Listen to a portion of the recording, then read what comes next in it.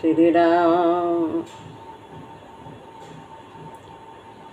गुरुर्ब्रह्मा गुरुर्विष्णु गुरुर्देव महेश्वरः गुरु साक्षात् परब्रह्म तस्मै श्री गुरुवे नमः।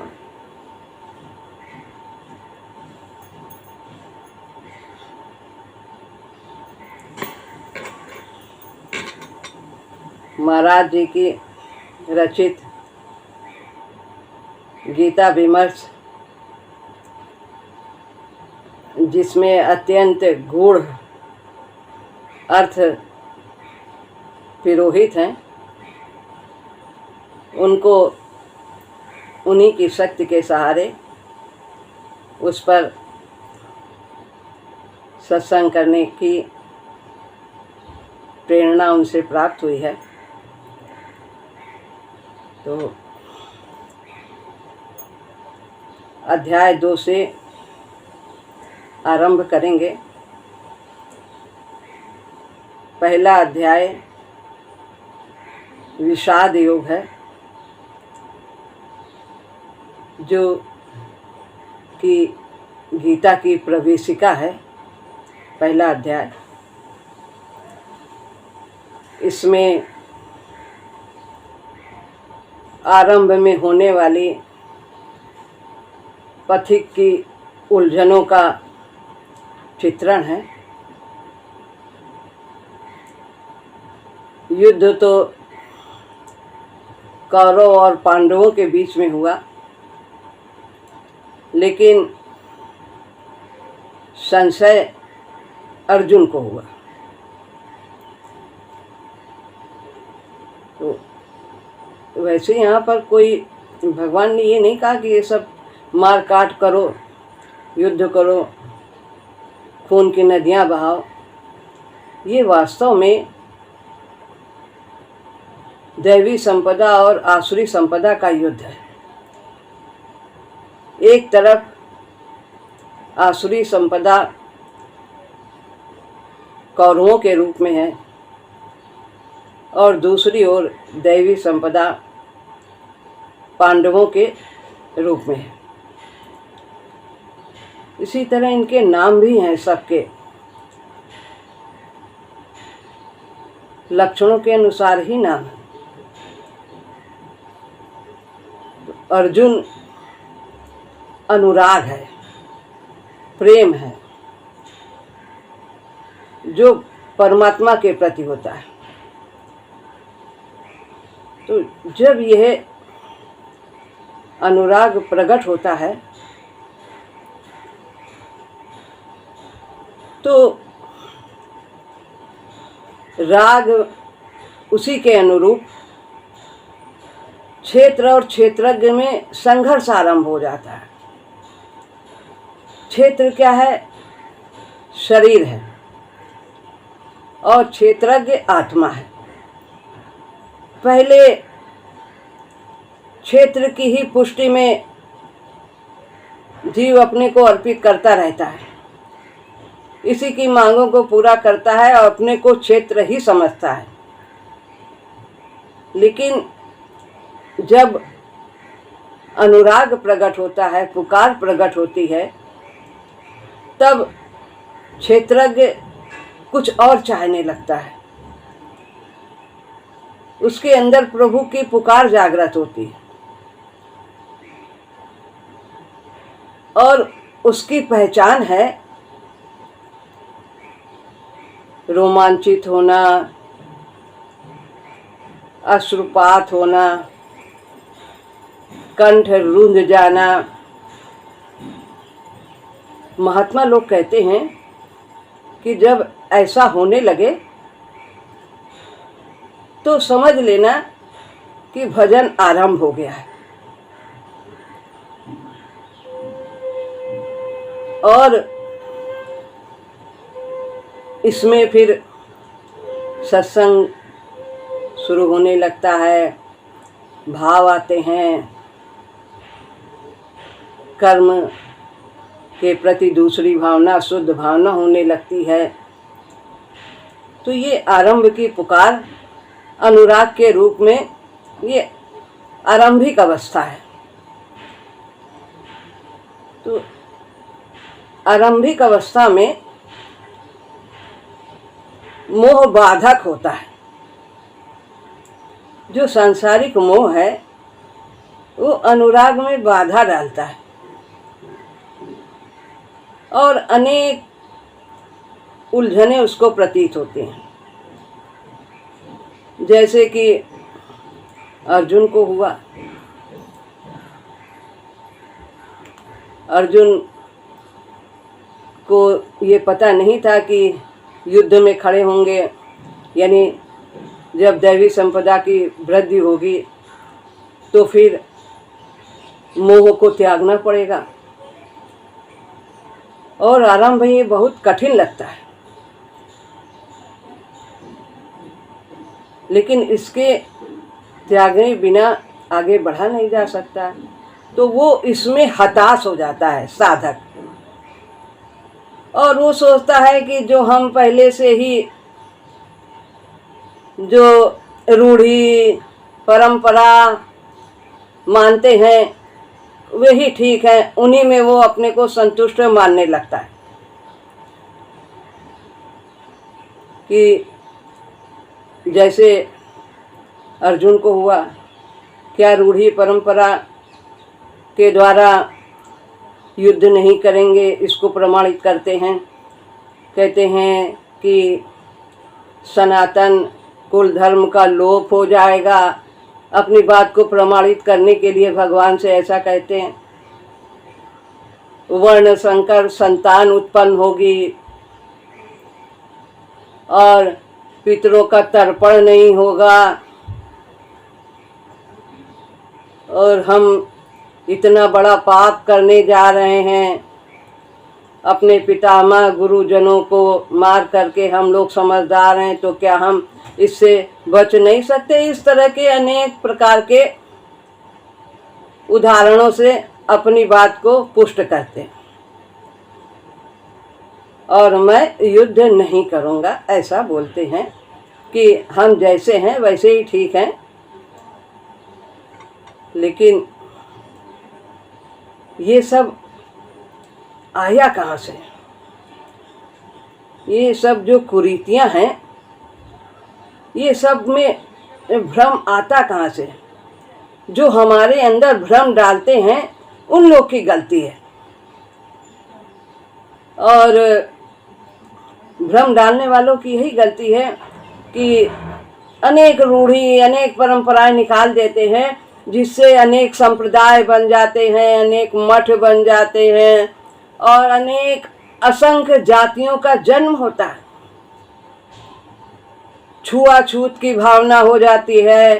कोई कहता है कि हमारा छू लेने से धर्म भ्रष्ट हो गया, कोई कहता है कि हमारी रोटी पानी से धर्म भ्रष्ट हो गया। इस तरह की अनेक कुरीतियाँ प्रचलित हो जाती, लेकिन इससे ब्रह्म की प्राप्ति का कोई संबंध नहीं। और यहाँ तक कि बौद्ध काल में भी क्या हुआ था कि लोग केश और कंबल का प्रचलन हो गया था। इतने बड़े केस कर लेते थे कि उसी को कंबल की तरह लपेट करके रहते थे, जीवन यापन करते थे। और कोई गाय की तरह चलता था, कोई कुत्ते की तरह खान पान करता था। इसी को वो पूर्णत्व मानते थे, लेकिन वास्तव में इससे पूर्णत्व का कोई लेना देना नहीं। तो ये सब इन कुरीतियों को, भ्रम को मिटाने के लिए ही भगवान ने गीता का प्रतिपादन किया। अर्जुन ने ये सब अपनी समस्याएं रखी कि ये मान्यता है, क्या क्या मान्यताएं हैं उनका वर्णन क्या, कि ताकि हमारी बात की पुष्टि हो जाए। तो पहले अध्याय में सभी चित्रण है कि कौन कौन किशोर है, आसुरी संपदा किशोर है, दैवी संपदा क्या है, सभी का चित्रण है। और उसे विषाद योग कहते हैं अर्जुन ने अपना विषाद प्रकट किया। अब ये जो दूसरा अध्याय है ये सांख्य योग है।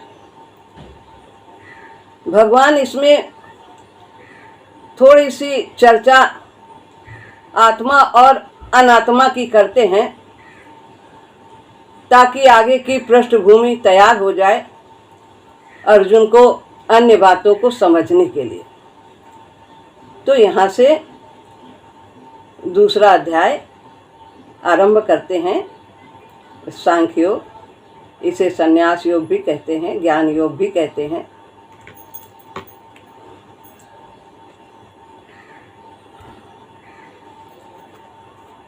श्री राम अध्याय 2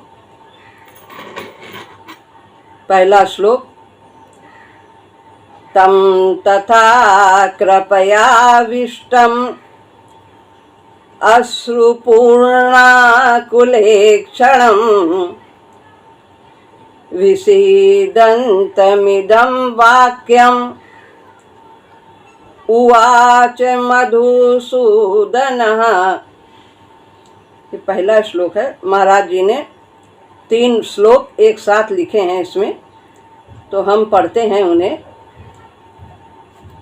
गीता विमर्श है। कुतस्त्वाकस्मलमिदं विषमे समुपस्थितम् अनार्यजुष्टमस्वर्ग्यम् अकीर्तिकरमर्जुन। तीसरा श्लोक। क्लैव्यं मास्म गमः पार्थ नैतत्त्वयुपपद्यते क्षुद्रं हृदय दौर्बल्यं त्यक्त्वोत्तिष्ठ परन्तप।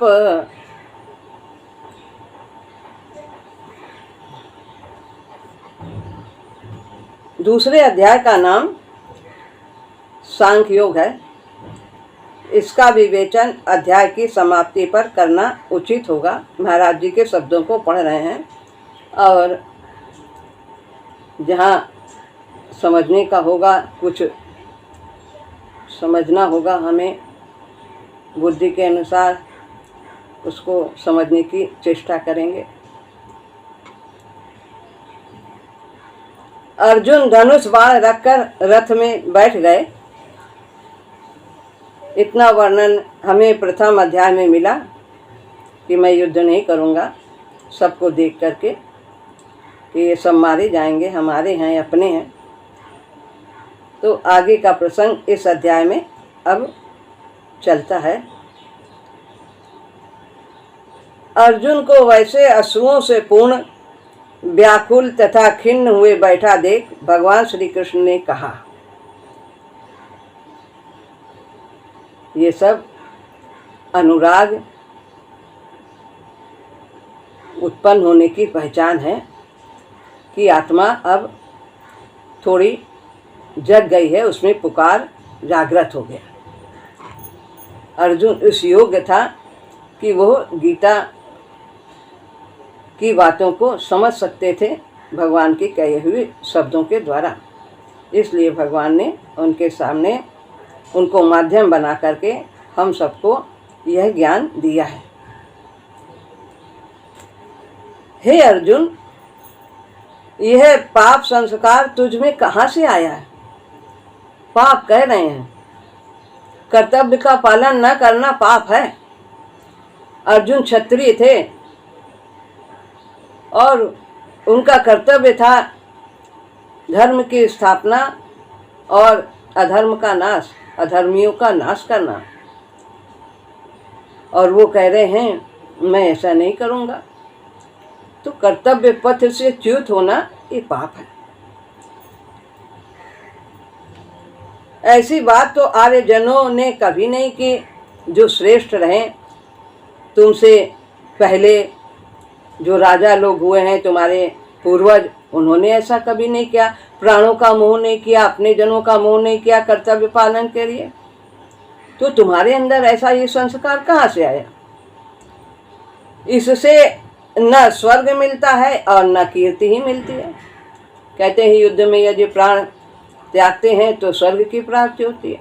अब युद्ध ही नहीं करोगे, अपने कर्तव्य का पालन नहीं करोगे तो उससे भी वंचित रह जाओगे। जीत जाओगे तो राज्य करोगे, यदि वीर गति को प्राप्त हुए तो स्वर्ग की प्राप्ति होगी, और युद्ध नहीं करोगे तो कितनी अपकीर्ति होगी। लोग कितना तुम्हारा अपमान करेंगे कि युद्ध से भाग गया, पलायन कर गया अर्जुन, डर गया, कायर है। तो हमें इन आसुरी जो प्रवृत्तियां हैं इनसे हार नहीं माननी चाहिए, आगे बढ़ते रहना चाहिए। जो दैवी संपदा है उनकी पुष्टि करते रहने चाहिए।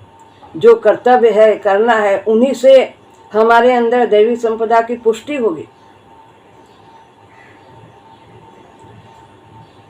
हे प्रथा पुत्र, और प्रथा पुत्र भी कह रहे हैं, हे प्रथा पुत्र यानी माता की लाज रखने वाला। और जो बेटा अपने कर्तव्य का पालन नहीं करेगा तो वो माता की इज्जत तो गंवा देगा। कैसे है इसकी माँ, कैसी है, और वो तुम्हारी माँ कितनी वीर है।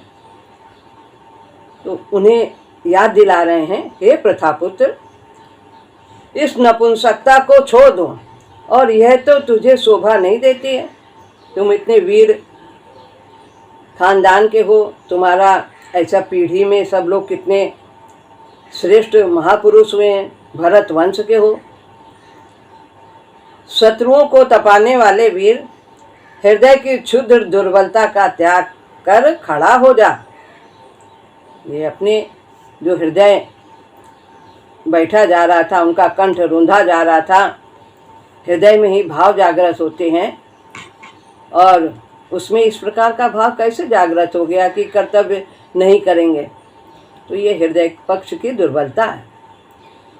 ये शब्द अर्जुन को युद्ध के लिए प्रोत्साहित करने मात्र के थे कि सब उनको इस प्रकार के सब संबोधन बताए हैं, याद दिलाए हैं कि तुम कैसे, किस प्रकार के तुम्हारी माता हैं, तुम्हारे पिता हैं, तुम्हारे पूर्वज कैसे थे। तो ये सब उनको प्रोत्साहित करने के लिए भगवान ने कहा। भगवान मानो उसे ललकार रहे हैं, बहुत मनोवैज्ञानिक ढंग से बात कही है। पहले तारीफ करते हैं कि तुम ऐसे हो, ऐसे हो। जैसे युद्ध में जाते हैं तो पहले खूब जोर से भेरी बजाई जाती, शंख बजाए जाते हैं ताकि उनके अंदर जोश आ जाए। तो भगवान उन्हें युद्ध के लिए प्रोत्साहित कर रहे हैं कि तुम कैसे हो, तुम्हारे अंदर क्या क्या गुण है। इस विषाद को भगवान ने पाप संस्कार कश्मल कहा है। किसी भी संस्कार को दबाने का ढंग है उसे छोटा समझना, हे समझना। जो ये भावना आ गई, ये तुम कैसी भावना ला रहे हो, ये पाप, कर्तव्य का पालन नहीं करोगे। युद्ध तुम्हारा धर्म है करना, जो स्वाभाविक रूप से तुम्हें प्राप्त हुआ है। तो उन्हें कह रहे हैं इस प्रकार का ये पाप संस्कार तुम्हारे अंदर नहीं आना चाहिए।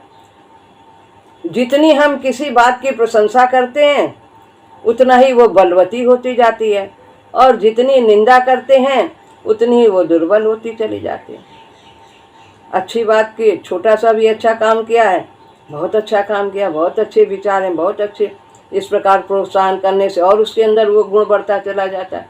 और यदि गलत कार्य है तो उसको कहना चाहिए, जैसे भगवान कह रहे हैं, पहले प्रशंसा करके तुम कैसे हो, तुम किस खानदान के हो, किस प्रकार के तुम्हारे पूर्वज रहे, सब प्रशंसा करके, और फिर बाद में कहते हैं ये पाप संस्कार तुम्हारे अंदर कहाँ से हो जाए। तो निंदा करते हैं, जहाँ कमी है वहाँ बताते हैं। तो भगवान तो उस विषाद को पाप संस्कार समझते ही थे।